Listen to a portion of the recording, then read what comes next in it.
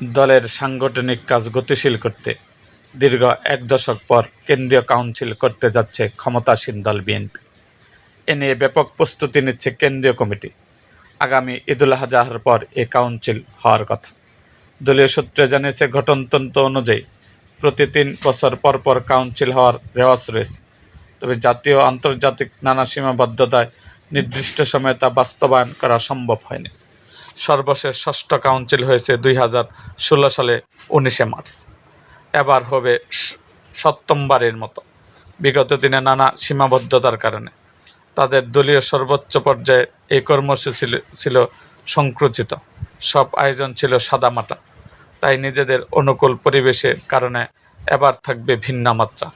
উৎসবের আমেজ রাজধানীর পাশাপাশি সারা দেশে ছড়িয়ে দেওয়া হবে। ঘোষণা করা হবে নতুন নেতৃত্ব।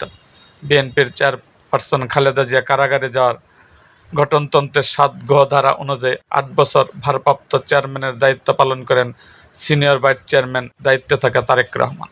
তবে গত ৩০শে ডিসেম্বর খালেদা জিয়ার মৃত্যুর পর গত ৯ জানুয়ারি স্থায়ী কমিটির বৈঠকে তিনি ভারমুক্ত হয়ে চেয়ারম্যানের দায়িত্ব পান।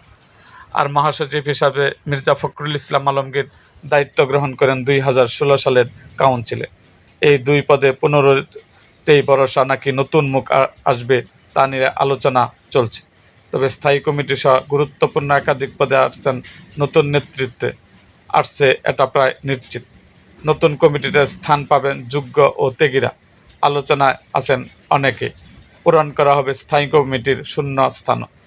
বুধবার 15 এপ্রিল বিএনপির স্থায়ী কমিটির সদস্য নজরুল ইসলাম খান বাংলা বলেন, অতীতের চেয়ে এবারের কাউন্সিল নিয়ে আমাদের প্রত্যাশা অনেক।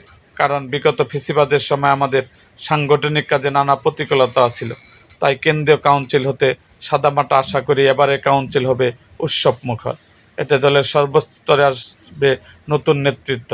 তিনি জানান, শীঘ্রই কাউন্সিলের পথ নকশা ঘোষণা করা হবে। এরকম আরও ভিডিও পেতে আমাদের মুক্তাগাছার ইতিহাস মিডিয়া ইউটিউব চ্যানেলটিকে সাবস্ক্রাইব করুন এবং পাশে থাকা বেল আইকনটি বাজিয়ে দিন।